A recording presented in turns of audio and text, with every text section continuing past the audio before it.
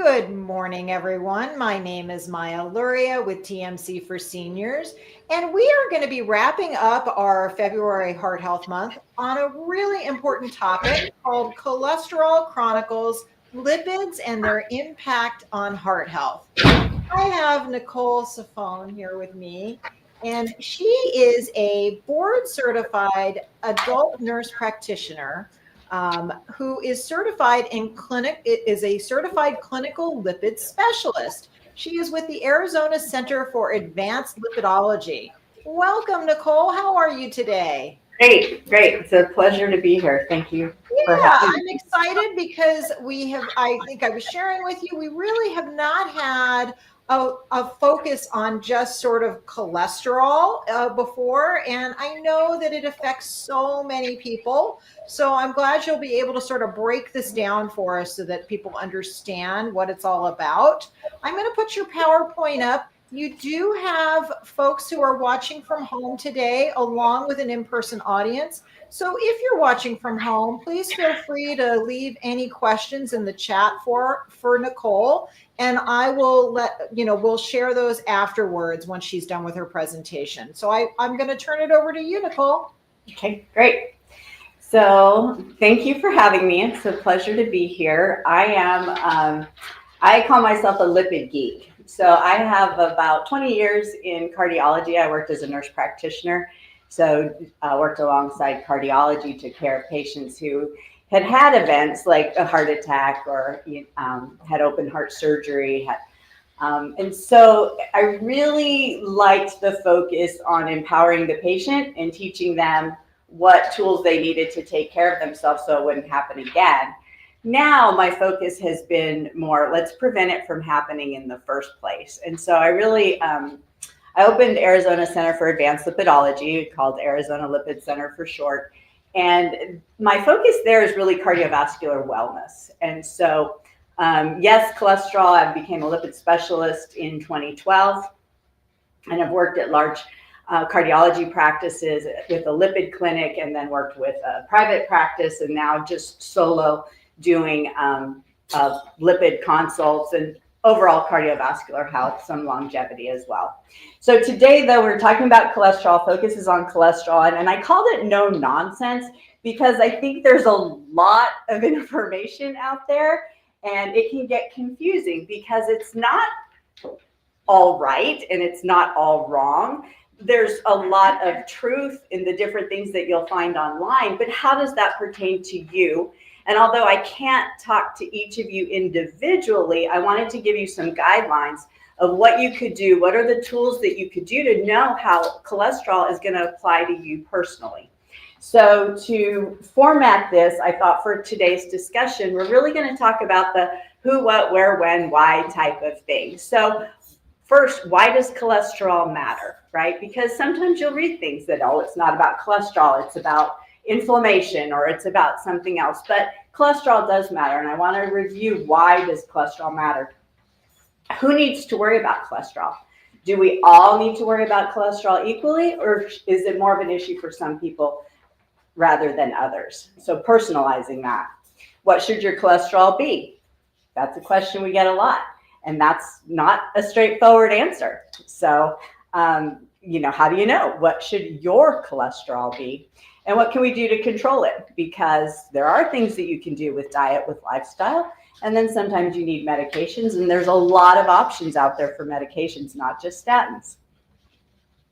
And then once you are on something or not on something or whatever, how do you measure it? Because one of saying you'll probably hear me say a lot is what you can measure, you can manage. And so what should you be doing to look for, to see how you're doing in terms of your cardiovascular health? So first question, why does cholesterol matter? And it's because cholesterol is the building block of plaque in the arteries. So I put this picture in your slides because it shows atherosclerosis. So athero meaning the artery, and then sclerosis, the hardening. So what happens over time, starting when we're young, cholesterol can get into this space. So I'm not sure if you can really see, but there's layers in the arterial wall. So it has an outside layer, a medial layer, and then the inside layer. And so when we're talking about cholesterol and buildup of plaque in the arteries, it's occurring in between the middle layer and that inside layer. You see where the yellow is. And notice that it's depicted as yellow because it does look yellow like an egg yolk, cholesterol yellow. So we know plaque is made up of cholesterol. Now, cholesterol by itself can be inert, meaning, neutral, but cholesterol can be what's called modified. So when you've heard, oh, it's not about cholesterol, it's about inflammation. Well, inflammation and other factors of what's going on inside the artery, the environment of that artery, can affect and modify cholesterol. And so now cholesterol, something that can be neutral or benign, can become like a foreign object in your body system, and your immune response can attack that.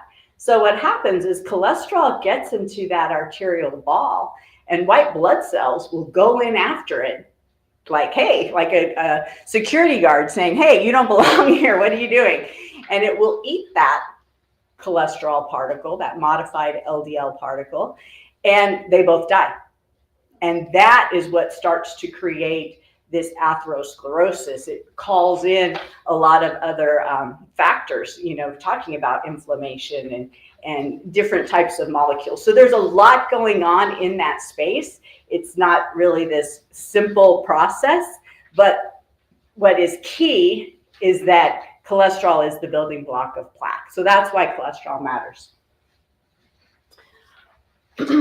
So when we talk about heart disease, we talk about atherosclerosis, cardiovascular disease remains and is still listed as the underlying cause of death and accounted for 941,652 deaths in the United States from 2022. So this was data that just was released earlier this week from the American Heart Association. They gave an update on statistics.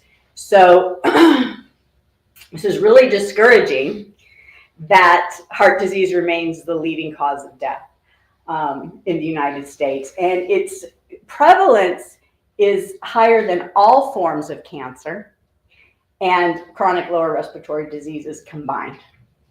That's a lot of heart disease. And what is the shame of that is that it's actually something that could be a rare disease, because we actually do have recommendations, diet, lifestyle, medications to make it a rare disease. But it's not. It's the leading cause of death, not just in the United States, but worldwide. And appropriate management to lower cholesterol is essential. We learned that from a study called the InterHeart study. They looked at 52 countries, and they looked at nine non-modifiable risk factors. So things like smoking, that's modifiable. Psychological stressors, behavior, abdominal obesity, hypertension. So different exercise, alcohol, different things listed here. And the one factor, risk factor, that made the most difference was controlling lipids. Lipids being the fats in the blood.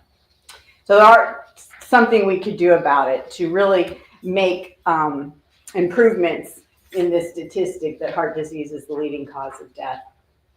So the fact is we're really doing a poor job because we're really not getting cholesterol to where it needs to be for patients, for the public, for all of us. We have effective therapies to do this, but we've discovered that only a third of the individuals are receiving appropriate therapy and not getting to the goals that they should be on based off their risk. In one study, it showed that for over 600,000 patients with cardiovascular disease, only 23% were on the appropriate therapy as recommended by guidelines, which have demonstrated that they can reduce risk. So that's the problem that I wanted to address. And we can discuss maybe more after the live stream's over, or maybe in the chat. What do you think reasons are for this? Whose fault is this? Is it my fault as the provider that I'm not being aggressive enough, that I'm not talking to the patient, that I'm not prescribing? Or is it inertia that I'm just kind of stuck in old patterns and not staying up to date with what the guidelines are or what new medications are available? Or is it there's a typo here, the payer? Is it that insurance and payers aren't getting us access to medications that we know can be effective in limiting access? Is it the patient? Is it you guys not wanting medication or being prescribed medication and not wanting to take it? So are you afraid of it? Do you know enough information about it? Are you hearing things that may be online sound plausible and you're believing that, but may or may not be true for you? So, I think there's probably a few reasons. It's probably a combination. But I would propose that there's something we can do about it by utilizing something called shared decision making. And what shared decision making is, it's a partnership between the patient, you, and your provider. And it's that relationship to talk about you and what you should do based off of your risk and your priorities. So what's most important to you? So it's really that relationship where you can discuss, hey, I read this. Does that apply to me? And have a conversation with the provider about what's important and what you think may be right for you. What we've learned when patients utilize shared decision making is it increases patient satisfaction. Patients are happier with the care that they're getting when they feel like they've got a personalized approach about their situation and their circumstances. As a result of having this conversation and a plan, a path, a trajectory of what you want going forward, there can be decrease in cost because maybe you don't need as much testing, that you don't want or that may not be right for you. So less tests can be ordered. There can be a decrease in cost. It can build trust, the relationship between the patient and the provider. So I think trust goes both ways. It's important for you to trust your provider, but guess what? It's important for your provider to be able to trust you as well. And so that there's a two-way relationship, a sharing communication. Because trust is really key in any relationship, right? To have a good relationship, you need to be able to trust them. So how to do shared decision making. One, decide if you want to do shared decision making. Honestly, some patients are very, very happy with just going into a provider's office and saying, tell me what to do. And if that's your decision, if that's the way you want your care, that's perfectly your decision to just be told what to do. And what do you want me to do, doc? And I'll do it. So, or maybe you want to hear the provider's different option and then maybe make your own decision. Or maybe you come in to the provider's to the appointment and you already have something in mind about an intention that you want because maybe you've studied and you've looked at things. I have patients like that. They come in and they've done the research and they're concerned about something, their cardiovascular health. They've had a family history, of parents dying young, and they don't want that to happen. And so they want prevention. And so they're like, what are my options? What can I do? And so with that intention, my goal is to partner with them to be alongside, to provide them the information that may be helpful for them. So finding out first what you want, how much do you want to play a role, or do you just want it to be up to the provider to decide the plan of care? And then having time for the patient to, for you as the patient to ask questions and get thoughtful and accurate answers. So we know that you go online and you research things, right? And you know what? That's not wrong or bad. And I don't think a patient should feel bad for looking up things online, because the truth is we do it as providers too. You know, when I go into a doctor's appointment, I've already kind of looked at what my options are going to be. And I want to discuss, like, hey, I read this. Is that true? Do you find that to be true? So it is good for you to get questions and have questions about things that you read or things that you heard, and be respected for that, because I like that kind of empowerment in a patient when they've come to the, prepared, and we can address those things, because there is an abundance of information out there, and a lot of it is not validated and it's not regulated. Some of these influencers can say whatever they want without having any type of confirmation that what they're saying is true. And so it can sound really plausible and it can sound really good, but oftentimes it may have a nugget of truth, but not give enough information to make sense for you as the individual. So what should you talk about when you're doing shared decision making? So first thing is talking about your risk factors. What are your risks? So in this case, for heart disease. And we'll go over more in depth about that and why that matters. And how do you measure your risk? So what aspect do you look at it? And then how do you manage that? What options are available? And then you can have a clinical recommendation. So I can give a clinical recommendation of what I think a patient would be a good therapy for a patient. But the elephant in the room that you can't see is that sometimes the payer is not going to pay for that. And so we have to also talk about what's realistic in terms of cost and finances and dealing with different payers. So back to cholesterol. Who needs to worry about cholesterol?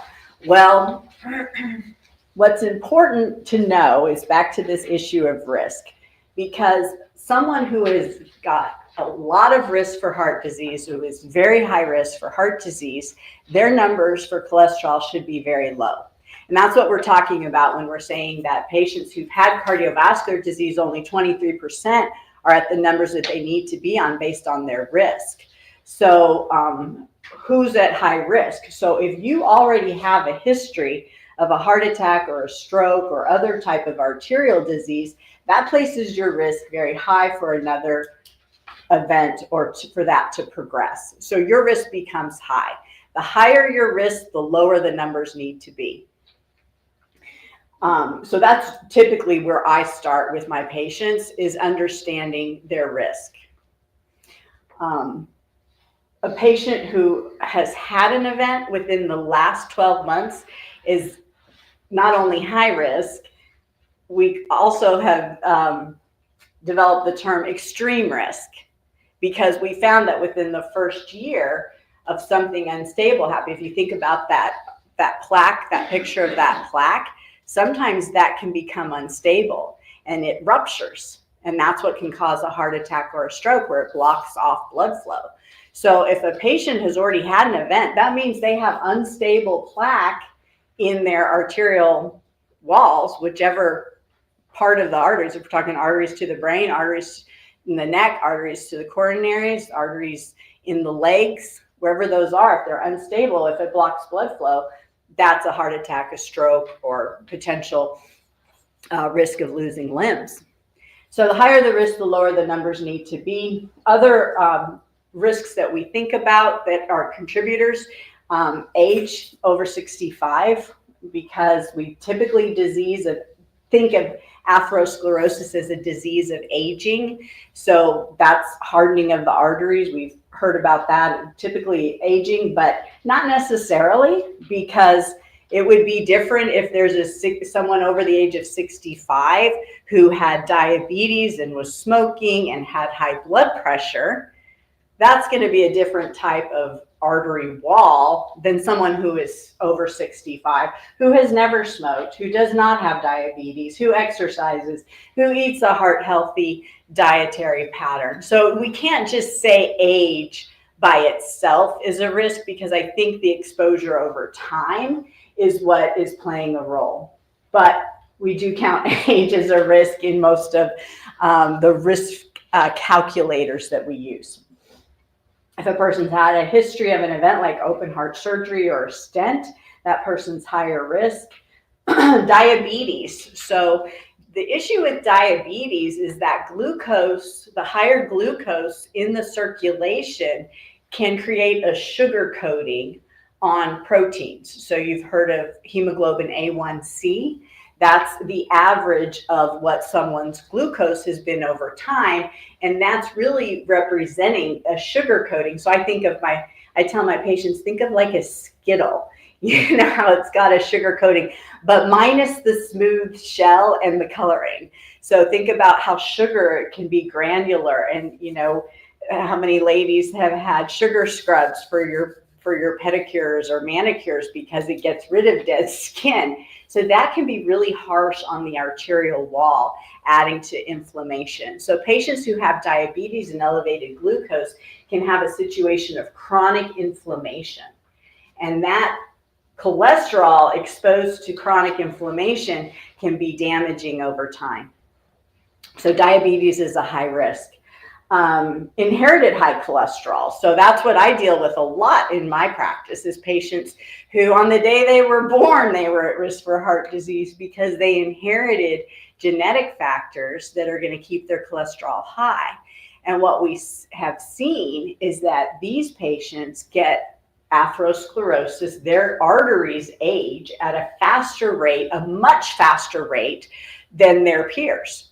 So someone who has inherited very, very high cholesterol, I'm talking about their baseline LDL cholesterol is over 200, exposed to that over time, those patients will have heart disease and issues, can have a cardiac event before, like in young, premature. And there's other genetic abnormalities that we're seeing that are putting people at higher risk for heart attacks or strokes. And again, it's not their fault, because they inherited it. It's nothing that they're doing in terms of diet or lifestyle, but it is their responsibility, our responsibility, to treat that, to prevent them from having the consequences of these cardiac events, which can be devastating. Kidney disease can be a higher risk. We do see patients who have kidney disease can have more heart attacks and strokes, higher risk for heart disease. High blood pressure. So the issue with high blood pressure, this is one of the things that ages arteries the most.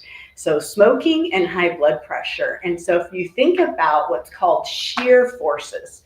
So my example for this is the other day, I was washing my Jeep, and I had that high pressure hose thing, and I couldn't quite handle it. And the high pressure rubbed against my thumb, and it created a cut, a very painful cut. And that's a shear force. And so if you think about you can think about a hose, you're cleaning off the driveway. What do? You create a higher force, and you can get racks to move because it's shear forces. So the issue with high blood pressure is you have shear forces in the blood vessel, and that is going across that vessel wall. Now think about what I just talked about, patient with diabetes who has that sugar in there that's rough against the arterial wall, creating inflammation. And now if you think about shear forces going across that, and it's not just shear forces going across large arteries, like if you think about the artery in the arm or these things, but these arteries branch and branch and branch. So oftentimes what happens who notices that you have high blood pressure? Your eye doctor, right? Because they can see the damage and the effect of high sugars and hypertension in the small, tiny blood vessels in the eye. Well, kidneys have small, tiny blood vessels. Brain has small, tiny blood vessels. And so the issues a lot of times with this high blood pressure is not just the number, right? But what's happening with those small vessels, they can rupture, they can burst. So over time, I always would say high blood pressure over time is not pretty, because it can create little damage, small little, what we call them, infarcts in the brain, where the blood vessels rupture, and then that little tiny area of brain tissue that was getting fed by that little blood vessel dies. So you have little dots of dead brain cells because of high blood pressure. So, what's actually going on with the body is with some of these risks and what's happening. Smoking, I think that speaks for itself. And CHF stands for congestive heart failure, which is just a general term for a few different things. That can include a weak heart muscle. It can include a stiff heart muscle. It can include anything that's affecting the way the pump of the heart. If things aren't pumping and moving forward, it could be a form of congestive heart failure. So what should my cholesterol numbers be? Well, linking it back to what we just talked about, it depends on your risk. So the higher your risk, the lower your number. So I have patients who come in and they're very low risk. They have no evidence of any buildup of plaque in their arteries. They have maybe borderline elevated cholesterol. They don't have high blood pressure. They don't have diabetes. They don't have kidney disease. That's really not their concern. I don't think the snake closest to their feet is going to be heart disease. So for them, I may not put them on any medication. Depends what their numbers are. If they don't have evidence of genetic high cholesterol and they don't have other risk factors, I may tell them they don't need a statin, that they don't need medication, and just give them guidelines for diet and lifestyle. But there are things that I'll do to make sure that I'm adequately assessing that person's risk, because I don't want to mess that up. So if it turns out that they actually do have something and they could be higher risk than what I think at first impression, then I'm going to change my management plan. And as we age and different things happen, your risk could go up. So, it is important to routinely reevaluate, what is my risk now for heart disease? Did that change? So certain things could change it. So the higher the risk, the lower the numbers. And what I mean by lower the numbers, like how low are we really talking about? And so I put an example here. So this would be someone I would consider at extreme risk. So someone, they just had a heart attack within the last year. They're smoking, or they have diabetes, or their blood pressure is uncontrolled, just additional risk factors. And if they're not on the appropriate therapy, they're at very high risk of having another event. And so that would be a patient that I would want their bad cholesterol to be less than 55.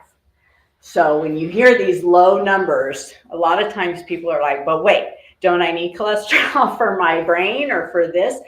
You do. But a child could have a cholesterol in the 40s and 50s. So this is not like a bizarre number to think about. Oh my God, my cholesterol is so low. It's in 40s. No, children eat, play and run and learn and don't have muscle aches with low cholesterol. So these numbers are healthy numbers and could be what is required for someone who has very high risk for another event. We do believe that there's a number of cholesterol, but cholesterol could be under a certain number, under a certain level, that it's not compatible with having heart disease. So that's what I mean by the fact that we could make it a rare disease. We're just not getting numbers low enough to that point. Now, how do we know that? How can I make that statement? Is because some people genetically, not me, but some people genetically have very, very low cholesterol. They're normal people, learn and reproduce and teach aerobics, and they never get heart disease. So that's the basis of what we believe, why if a number was low, we wouldn't get heart disease. And that's why we say cholesterol is that building block. because when we've seen people genetically with very high cholesterol, they have an acceleration of atherosclerosis. People with very, very low cholesterol can never get it. So that's the support of why cholesterol matters and why we care about the number. So this is probably the hot topic, and I kept it brief here because I figure we're going to have a lot of discussion after. What can I do to control my cholesterol? So first and foremost, a heart healthy pattern for diet and lifestyle. And we're using the term pattern now. We're not telling you you have to eat, 5 servings of vegetables and 70 grams of protein. We're not giving that kind of detail because there has to be room for personal preference. Some of you want to do carnivore. Some of you want to do keto. Some of you want to do plant-based. So there is going to be different preferences, but what we can find, regardless of cultural differences or other differences or gluten intolerance or whatever it is, that there is a common pattern that is considered heart healthy. I would summarize that as saying lean proteins and non-starchy vegetables, because pretty much whatever you are, if you're consuming lean proteins, your body needs proteins. And I think what we're finding out more and more is an emphasis on making sure that you have adequate protein in your diet. And I'm finding most of my patients do not. So lean proteins, that could include things, grain can have protein in it, beans, nuts, seeds, yes, meat. But again, for meat, you would want to do lean sources, or lean cuts, turkey, chicken, eggs. What about eggs? Eggs I would consider neutral. So you hear, right, people are like, what are eggs now? Are they good or are they bad? Well, when you get that kind of back and forth, like, what is it? Is it good or bad? It's probably neutral. And it's probably just different groups who have, it's probably the cereal group saying eggs are bad, and the egg people are saying eggs are good and the best food ever. And it's really kind of somewhere in between that. Eggs are, I consider, neutral. You can have eggs. Usually the limits for cholesterol, they say, is about 300 milligrams for dietary cholesterol a day. And so that would mean you could have 1.5 eggs, so 2 egg whites per 1 egg yolk would still be okay. Other foods that are high in cholesterol, shrimp could be neutral. It can be a good source of protein. It's low fat, and it can have some. So the only time I'm really reluctant about dietary cholesterol is if a person is what we call a hyperabsorber, and there's tests we can do to see if someone absorbs a lot of cholesterol in their gut.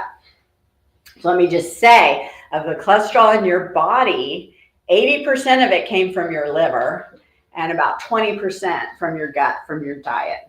So that's why medications and therapy that work on reducing the production can be so effective and are seen as first line. So, and then lifestyle. With lifestyle, though, I'm not just going to say exercise. I think being active is good, but I also think what you're doing here is good, and that's community and that's socialization. So a lot of people have heard about the blue zones and longevity. And one of the factors wasn't necessarily what they ate. It was about sense of community. It was how they handled stress, and that they felt support. So once with my patients, after I focus on getting their cholesterol, reducing inflammation, making sure all these other risk factors, then a part of my question is going to be, what are you doing for socialization? What are you doing for fun? What are you doing to manage your stress? So a healthy pattern would include all of that as well. And then there's medications. So we've all heard about statins, and there's multiple statins on the market, and they're metabolized or processed by the body differently. So some people can have a reaction to types of statins that are metabolized or broken down certain ways, but not have a reaction to others. And so sometimes it may be worth, if a person takes a statin, finds that they have difficulty with it, the most common are what we call statin-associated muscle symptoms, SAMs is what we discuss. Then it's reasonable to try one other one, to try a re-challenge with another statin. After that, I'm usually done because it's time to move on. If we need to be treating your cholesterol for some other reason, I don't want to be trying going down the list of all the statins to try to figure out if there's one you tolerate. I actually had a situation, the patient and I were laughing about it the other day, where the plan, her insurance prescription pharmacy benefit plan, that's that middle man that makes you try different things and requires prior authorizations and won't approve certain medications. They wanted her to try every single statin, and she couldn't. And it was like, this is ridiculous. Why would I keep prescribing something that she clearly can't tolerate? But that's the way her plan was. So we made it past that. So there's statins. I'm sure we'll talk about statins in the question and answer period. There are non-statins. And so one of the oldest non-statins was something called cholestyramine, which is actually a powder that you could, it's known by a few different names. Kids can take it. It's not absorbed. What it does is it binds to bile acids, which are made of cholesterol, and it eliminates it through the gut. So it's just this powder. Almost, I think of it like a Metamucil kind of powder. So you take it, you mix it in fluid, and you drink it. But side effects could include things like gas and bloating, but you don't absorb it because it's only binding to those bile acids, and then the body produces more bile acids, which it binds to, and then it will do different things to try to get more cholesterol return back to the liver. So not well tolerated for a long time, the only non-statin that we had. Then came something called ezetimibe, which blocks cholesterol absorption. Its brand name was Zetia, if you've heard of it. It's the only one in its class. It only comes in one dose. But like I said, there's the cholesterol in your body. It's there because it was either produced by the liver or absorbed in the gut. This works on that aspect of what's absorbed in the gut. So, and because it's only about 20% of the cholesterol is absorbed in the gut, the ezetimibe probably has an efficacy of reducing cholesterol by about 15-20%. So it's not like super impressive, but it helps. There's a new one that came out called bempedoic acid. This is a non-statin. What's interesting about this molecule is that it needs another enzyme to activate it. So it's something we call a prodrug, meaning you take it and it's inert. It's not doing anything until it comes in contact with another chemical that turns that activates it. And then it will reduce production of cholesterol in the liver. Now, what's interesting about this, and it's kind of claim to fame, is that enzyme is not present in muscle tissue. So that means that it should not have any muscle symptoms with this therapy. That doesn't necessarily mean the case, but that's the hypothesis, is that if this is not active in the muscle tissue, then the potential muscle side effects you shouldn't have, but you would still reduce your cholesterol.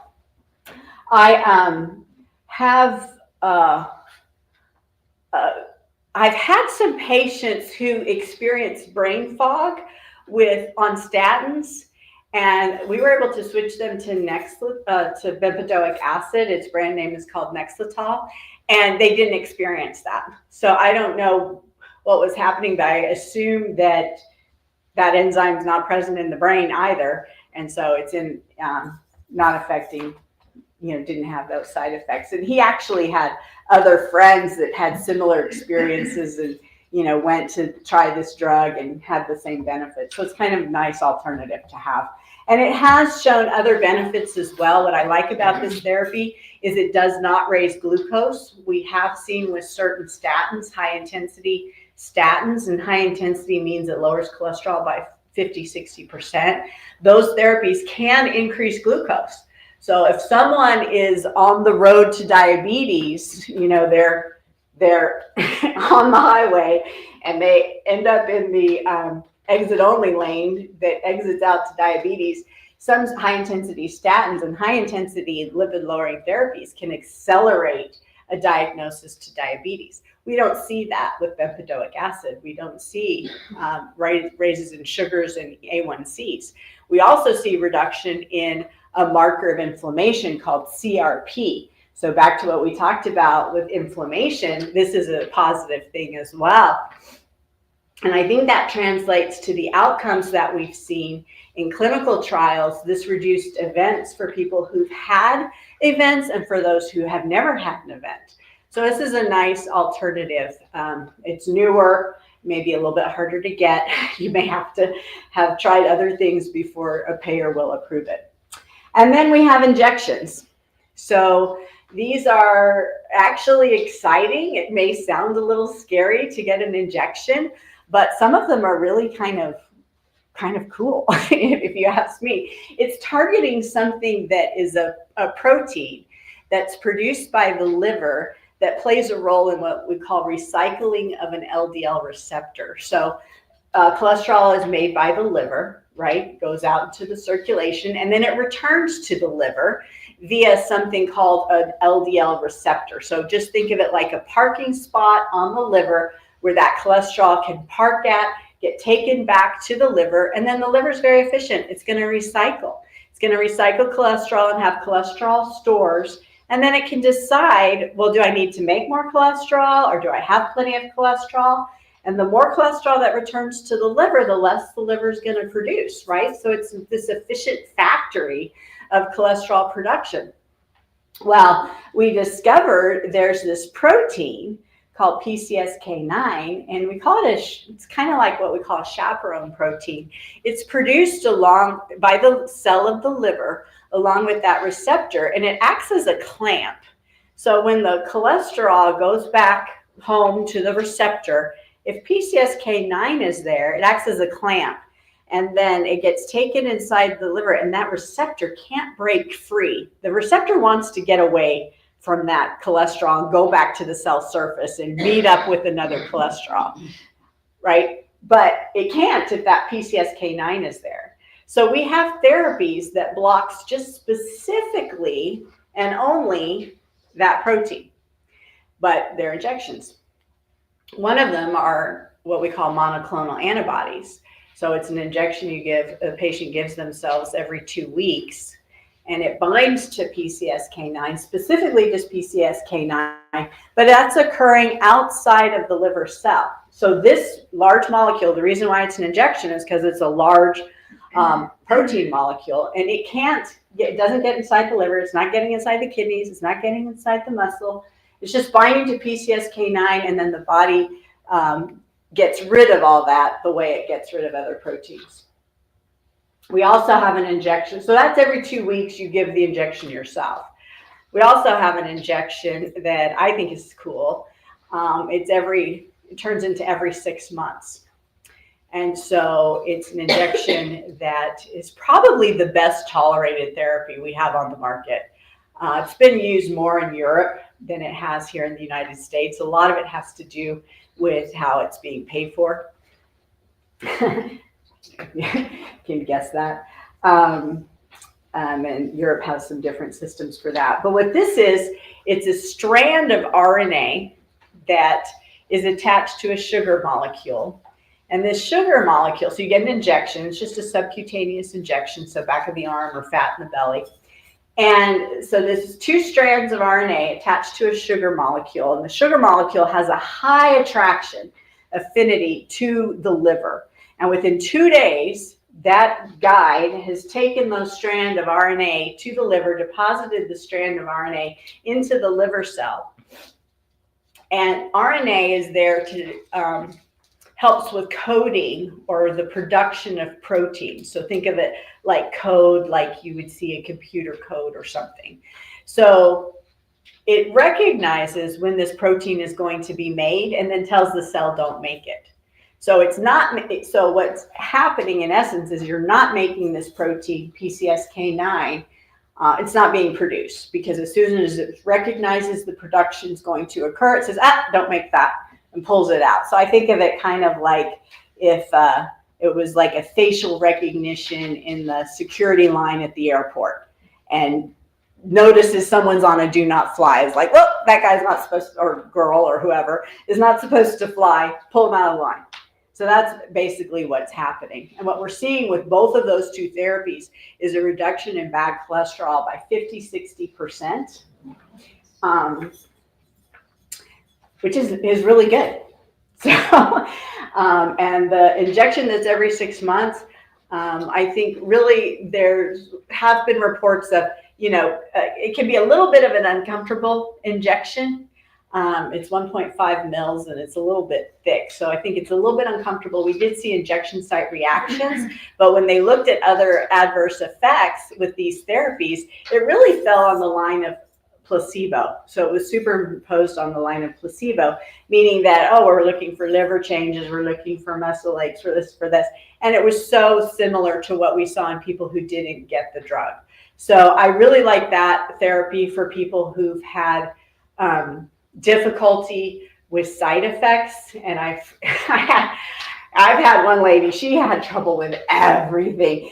This is given at an infusion center, the every 6 months one, because of the way it's being billed. So depending on your payer, it can be billed as just an office visit, meaning it's not a part of your drug plan. So, whereas the other therapies are going to be issues with what drug plan you have. So I can't get it approved for everybody, but when I have a patient that I can get that one approved, I'm like, what would you think about just taking an injection every 6 months and having your cholesterol down by 50-60%? They're like, sign me up. So those are some different therapies that are available. Okay. Now what? We've got to measure it, right? So we need, because like I said before, what you can measure, you can manage. So how do we measure this? How do we monitor it? And really, I think there's different ways to look at your risk. So certainly, talking about lab work, lipid profiles are what my patients need to have pretty much for their appointments. And we're looking at LDL cholesterol, HDL cholesterol, historically known as good cholesterol, but we've learned now it's not protective. So if someone's told you ever that, you don't need to worry about your bad cholesterol because your good cholesterol is good, that no longer applies. Forget that as valid information. We know that people can have very high HDL and can have events. So that is not true in all cases. Triglycerides are made up of sugar and fat. They can be associated also with inflammation. Non-HDL, I want to mention, some lab will have it, some lab won't. It's a simple calculation. It's total cholesterol minus your HDL. And so in that case, you have the total of the bad. And I'm simplifying by saying bad, which really just means the particles that will cause atherosclerosis, the particles that are the building block for the plaque in the arteries. There's a lot of other biomarkers, other, tests that we can do and have fun with. It's not necessarily going to get paid for. So if you're willing to pay out of pocket and you want to explore, and, we can do different things like genetic testing. We can look at markers of inflammation. We can look at a lot of different things. Not all of them are going to be actionable. So we can find things and then go, what do we do about it? Well, we don't have anything to do about it. So I don't like to do tests just for the sake of curiosity.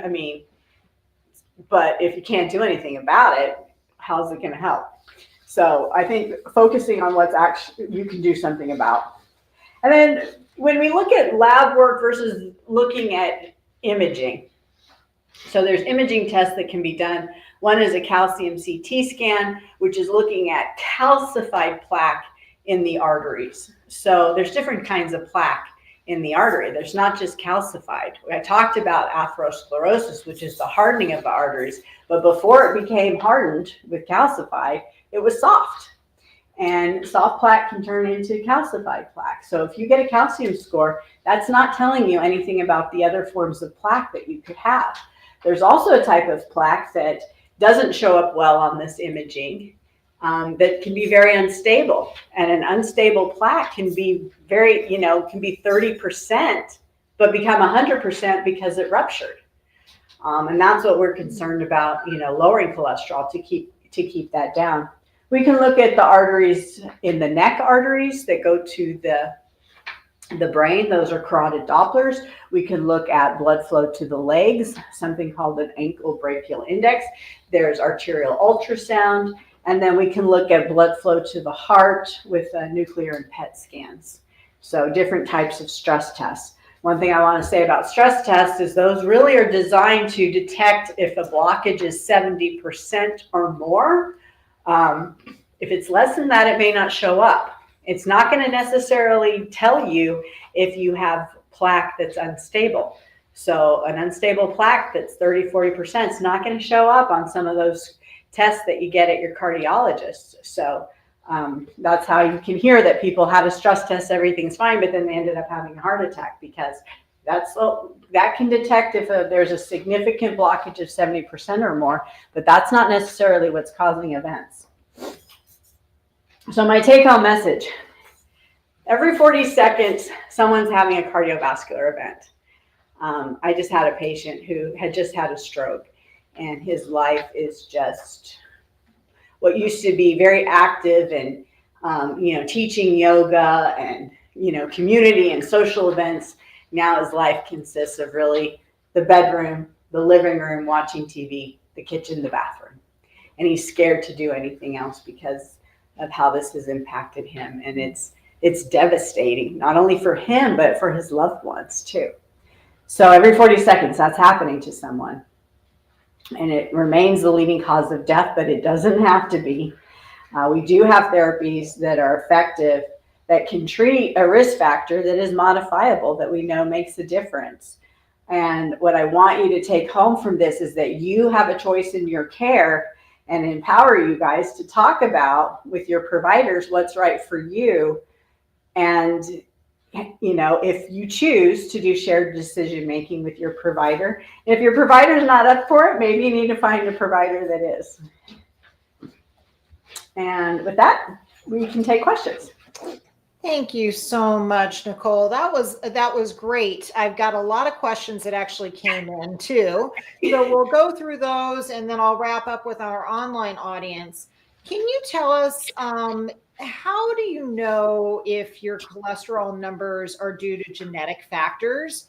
And is there a way to determine that? And even if you're, what can you do about that, the genetic piece of it, even if you're eating healthy and exercising often? Yeah, great question. So what is written on the lab results, it'll say if the bad cholesterol is over 190, it will say, consider that this represents familial hypercholesterolemia, genetic and inherited cause of high cholesterol.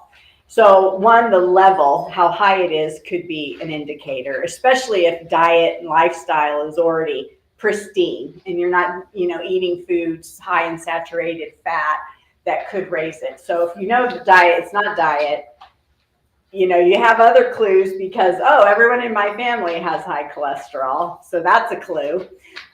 So over 190, everyone in the family has super high cholesterol. The diet's good.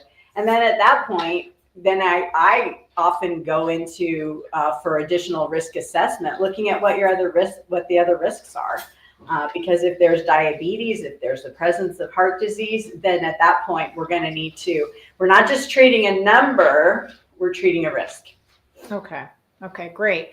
And is there another question that came in was about red yeast rice supplement? I guess there's been some talk about that, lowering cholesterol. Yeah, that is a great question. I'm glad that came up. So red yeast rice is in its true red yeast rice, so not necessarily what you're buying here, but say you bought red yeast rice from China, it is structurally similar to a statin called lovastatin. So in essence, if you are getting an active form of red yeast rice, you are taking a statin, because statins came from yeast, and it's structurally similar minus one or two bonds, but it's lovastatin in essence. So now the issue with red yeast rice here in the States is that it's considered a food supplement. And so it's not technically supposed to be structurally similar to lovastatin, which is its active form. So you may or may not really see any benefit. So I just had a patient, she had seen some mild benefit with red yeast rice, but I had to treat her as if she's taking lovastatin, which has a lot of drug-drug interactions. So even though you're taking something natural, doesn't mean that it doesn't have drug interactions. With that one, you can't have grapefruit. So there's still going to be those limits. There's certain medications it's going to interact with. And so it can be effective. I wouldn't say it's safe, and not because it's got something dangerous to it, but because basically you're taking a statin and you're not thinking of it in those terms, and you could be exposing to other therapies or chemicals that are going to adversely affect with it. And if you were, if somebody was taking a statin, do you look at it as you want that, when you want those numbers to go down, you know, your bad cholesterol, are you looking to like drastically reduce them to just under the 190, or is it something that you really want to see like a major shift in that number, you know, way lower than that? Right. So different statins have a different percent reduction. There's only two that are going to give us a 50%, have the capacity, the potential to give us a 50% reduction. And that's the generic of Crestor and the generic, or it's Crestor and Lipitor, which is the generic names are rosuvastatin and atorvastatin. Those are capable of a 50% reduction. All the other statins are not going to give you that much reduction. They're going to give you 30, 40% of whatever your baseline is. And if you go lower doses, you're going to get 10, 20%. So before you get prescribed a medication, you need to know, well, what should my numbers be? And will this therapy provide the percent reduction to get to that goal that you need? So that's how I focus it, is that if a patient has heart disease, I want their LDL less than 70. Okay. Will this, if they start at 190, you know, taking a pravastatin 10 is not going to get there. Right. Okay. Period. That's great. I know you sort of touched about the brain and cholesterol. Somebody asked, does cholesterol cause lesions in the brain? Cholesterol in the brain is a whole different topic, and maybe you guys will be talking about it next go round when you talk about brain health. The interesting thing about brain cholesterol is your brain needs cholesterol. True. You'll hear that. You'll read that, you know, period. It's absolutely true. It's so true that your brain makes its own cholesterol because it needs it. And so it's different than the cholesterol that's in your circulation. So what's made by your liver is not the cholesterol that your brain is using to function. Your brain cells make its own cholesterol and has a much longer lifespan. Brain cholesterol has a longer lifespan than the cholesterol we see in our circulation. So cholesterol, so I think the difficulty I would have with that question is, what are we actually talking about with cholesterol? Because cholesterol is not just one thing and the same everywhere. Got it. Okay. So brain cholesterol is different. Okay. Is there any sort of a questionnaire or a model to help calculate if you're at a low, moderate, or high cholesterol risk? For instance, like a stroke risk calculator. Is there something like that in the cholesterol world? There's a few different risk calculators that we utilize, and they'll take in different factors in their calculation. And so there's pros and cons with all of those calculators. Some of them consider family history, which I would think is a pretty big factor. Others, and some of the most common one doesn't even take that into account. It takes age into account. And I talked about, so some of the issue that I have with those risk calculators is you're going to get a high score just because, from the day, if a woman goes from 64 to 65, her risk score is going to change just because of that 1 year. And it's going to be at a higher risk, but that may not really represent her risk because she may have not been exposed to other risk factors where that could be an issue. So that is some of the issues with some of those risk calculators. But yes, they're out there, and you could probably Google different ones, cardiac risk calculators. So. But it sounds like you really like to just take a very comprehensive view when you meet with somebody to sort of go over all of those. And I oftentimes use imaging to help additional risk stratification. So I will look for additional inherited cholesterol abnormalities, and I do like to use imaging studies to see if there's the presence of any calcification. So in the case of my patient who had a stroke, he had a totally occluded artery in his neck. The issue, I didn't do a carotid ultrasound before because you really can't get that covered unless you have symptoms. So if you have symptoms, we can order tests to look for that. He never had any symptoms. I had done, he paid for himself to get a calcium CT scan, and that score was 0. So from what I could see, he didn't have any blockages, but he did, it just went undetected because, either he's going to have to pay for a study himself, or, he's going to have symptoms. Right. Okay. The last question that I have is, are there concerns or signs of high cholesterol that are not heart related, but maybe it's something else? So when you're looking at high cholesterol, what other concerns do you have that isn't maybe necessarily related to the heart? That's really good. There are other things that can raise cholesterol. So usually we think of them as the 4 Ds. And so when we're talking about, is this inherited cholesterol or is it some other cause? It could be your medications. So drugs can raise cholesterol and raise triglycerides, some common ones too. So diseases, thyroid disease can raise, if you have low thyroid, that's going to affect, I talked about those LDL receptors. You can get less of those receptors if your thyroid's underactive. So thyroid would be an example. Other diseases, diabetes, will change the way the cholesterol and the lipid panel looks. So drugs, diseases, disorders. It's not a disorder, but it's to think of it in those terms. Pregnancy, right? You never measure cholesterol really in pregnancy because cholesterol and triglycerides is going to change in the pregnant woman. And then diet, of course. And the biggest suspect in diet that the saturated fat, so eating a lot of high saturated fat can raise bad cholesterol. And then even something like coconut oil, even though it's considered, a lot of people want to advertise it as a medium chain triglyceride. But it actually can, if it's solid at room temperature, it has a lot of saturated fat, and saturated fat can raise the bad cholesterol. Thank you. We actually have a talk next week on nutrition label literacy. So that sort of ties into that. And our stroke prevention Saturday is coming up as well in April. We just announced that. So we hope people will get assessed as well for their stroke risk factors.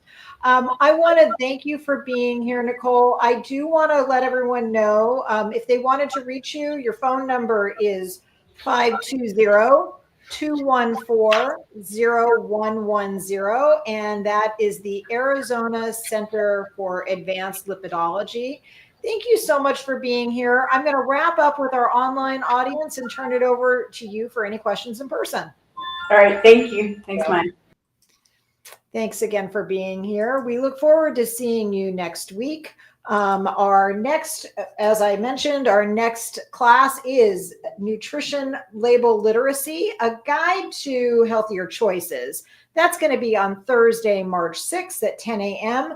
with Mary Milady, who is our TMC Wellness Department. If you are interested in that class, please give us a call at 520-324-1960. Thanks again.